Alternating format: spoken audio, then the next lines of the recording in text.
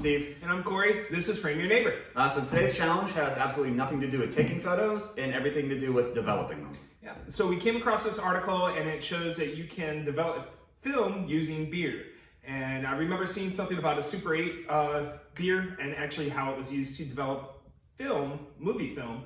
So this is actually going to be kind of a neat little fun thing. Yeah, so we looked it up, figured out how to do it. You need three things. You need beer, soda ash to change the pH, And vitamin C powder. Yeah, so we actually live a couple blocks from a brewery, like a local brewery, and so we talked to them. We got special permission to go shoot in the brew house, which we already did, and then we're going to develop the pictures taken at their brew house with their beer. So he suggested, the brewmaster suggested that we use his Golden Doodle, which is a golden ale. So basic, I think it's their flagship. It's kind of this basic ale. And then we're gonna play chemists up in the area upstairs. Yeah, we have a growler of it. We already let it cool or warm up to room temperature. Yeah. We're probably definitely gonna have to flatten it a little bit because the bubbles and the carbonation in the beer was definitely not be good for the film. It's probably gonna come out speckled. So we'll probably have to figure out, maybe shake it or something like that, and flatten it out a little bit. So we got a little bit of process. We do have one test roll. Yeah, we want to make sure we don't screw up an actual roll. So we have a test roll to try out first. And then it's just gonna be a little bit of trial and error and see what we get. So hang on. All right, so we've got our film and our canisters here and we're ready to develop. Yeah, so what you need per roll is 12 ounces of beer. You need 15 grams of vitamin C powder, and then you also need 50 grams of the soda ash. And so we're doubling our recipe since we're both doing one roll each. 12 ounces plus 12 ounces is 24. So we're gonna mix it. Yeah, so they say actually to have the beer around room temperature. They don't really give a special temperature that you're supposed to do. We're trying to aim close to 68 degrees that we typically develop our black and white with. We pre-measured all this stuff out off camera, so we don't have to worry about, you just standing there watching us scoop it out of the bags. By the way, never sniff vitamin C powder. Yeah, it's pretty abrasive. Stings the nostrils. We want to do this one, or do you want to wait? I'll wait a listen. Okay. It is kind of bunching up at the bottom. Yeah.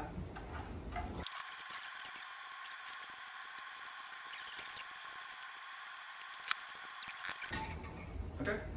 All right. So then we want to filter that. Do we? Yep. Sure. You do want to filter that. That way, in case there is anything on there.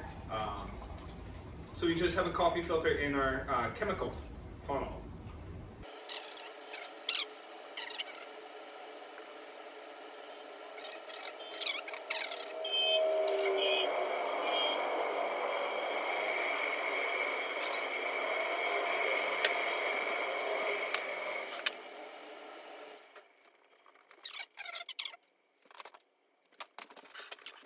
To develop, what you do is you're actually going to use this and you're going to rock it back and forth solid for a minute and then agitate only once every minute after that for a total of 18 minutes. Which is a lot longer. It's like double what normal developing time is. Right. The stop bath will stay the same at about 1:30, but we are increasing our fixing time from 3 minutes to 4 minutes, and we're still using standard speed fixer from Ilford. So, get the timer set.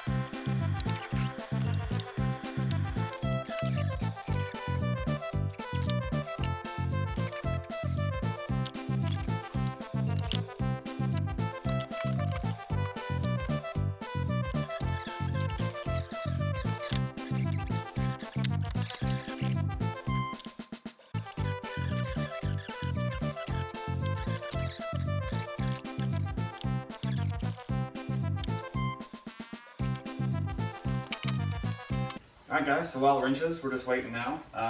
But it looks like they turned out. So Yeah. we just need to scan them and we'll see. Yeah, I'm actually kind of surprised. Yeah, Came out pretty very cool, intrigued. A weird smell of peanut butter, but Funky peanut butter. Yeah. we'll see you when we do our comparison. Yeah. See you guys. So we did it. We developed with it. Works. That was Yeah. the biggest thing. It actually works. And they scanned out pretty decently. Yeah. Yeah. We did a test roll to make sure we didn't screw it up, and it came out nice. So we went with it. The results were cool. Yeah.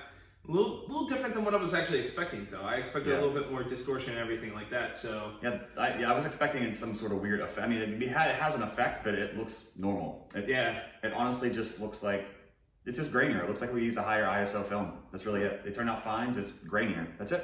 So it was a cool experience. But Yeah. you want to go first on yours? I go first. All right. Okay. That actually, you kind of lose a little detail on the label, but Yeah. that came out really cool. And I wasn't happy with the label, but I like the photo in general. yeah. Yeah. And again, it's just grainy, super grainy. So you actually had the advantage of being there while people were there. Yeah. Unfortunately, I couldn't make it out of work in time, so there's that. But there's my first one. Yeah. And that's actually from the test one. It didn't come out too bad. I know the sun was going down, so you had a little reflection on the can. But Yeah. I mean, since we used that beer, I figured, all right, I'll throw that into this. So Yeah.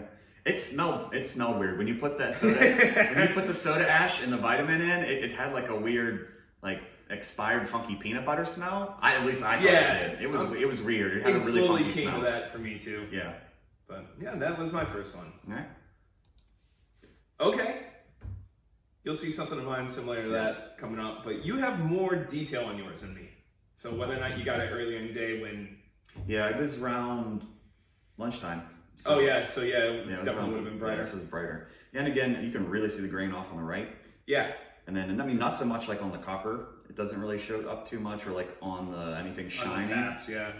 But like any sort of like dark and middle, just like swaths. You get a lot of the grain. Mid-tones. Yeah. So downstairs, I was able to get a detail shot, but you do see more grain than you typically do in Tri-X 400. So. Yeah. And you use your SRT? Yeah. It was all in that. Yeah, I overexposed all of my photos down there because it was super dark. And the lighting's not the best, but I mean, it is what it is for what it is. I learned my lesson at the tattoo shop when everything came out super underexposed. So I made sure when I shot, I metered everything overexposed down there, and it worked. It worked really well. I really like that. Okay. That's one of my favorite ones.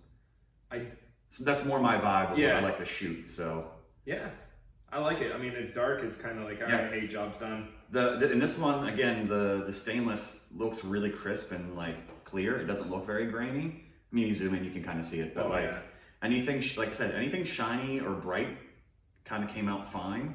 Actually shiny because the window looks grainy too. Yeah. But anything shiny comes out pretty crisp, like even in yours. It doesn't look too grainy. Well, because some of the grain's gone too, so. Yeah. So this is the one that I was expecting all the images to kind of come out as. I know like this side might be, the right side might be a little bit because there's a fluorescent light there. The left side, I couldn't figure out why I had that, but all same roll. I like the dynamic of it. Yeah.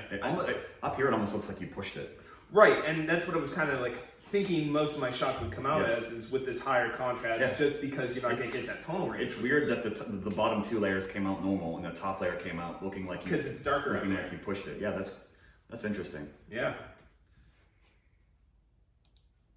All right, I had a similar one, but I didn't choose it. It didn't come out. So again, I chose this one because again, you can see all the grain up in the rafters. Yeah.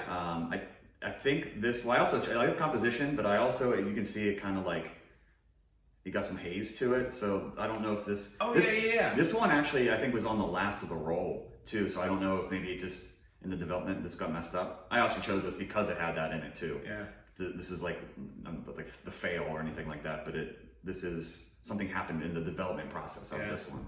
I mean, I have a couple that are very similar to this, but yours is certainly more crisper than mine. So nice. All right. You know me, and I like text and stickers, so of course I got the stickers there. And we use golden doodles. Yeah, so I made that the focus one. And again, anything shiny looks pretty clean. But even some of that text, like the Leaning Cask itself, the label, and even in small print, that actually came out pretty decent. I wasn't expecting that to be that crisp. So Cool. And this is one of my favorite ones. I really like this one. Oh, yeah. I really like how it turned out. I mean, I wish there was more pronunciation under his arm, so his arm would stand out a little bit more. But I mean, it's there. But it's there. You can tell where the lines are. So I'm happy with that. I'm really happy with how that turned out. And it's challenging with that fluorescent going right above. Yeah. So, but honestly, I mean, that helped give it its dynamic though. Like the mash tun. Yeah, the mash tun is shiny and bright, and then he's dark. So I like the dynamic. It's dramatic too. Yeah, I like it's dramatic. I like it a lot. All right, for my final. Yep. Told you I had that. I don't know where that line came from. Whether or not that's from scanning or something like that, but I did get that. Yours is certainly less grainier than mine. Mine was shot later in the day when the lights were on, and less from there. But try keeping a smaller focus on it. So that's good. Yeah. Honestly, it was a good challenge. Something I've never done with. I've always developed using 2 different types of developers, so never played science on it. So that was actually really cool that we did this. So yeah, I had a lot of fun. I definitely tried again. I would try different styles of beer and see if they turn out different.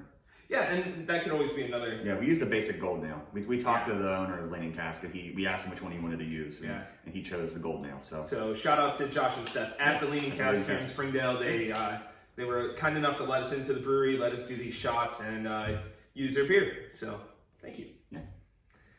All right, until the next challenge, I'm Cory. I'm Steve. Frame your neighbor.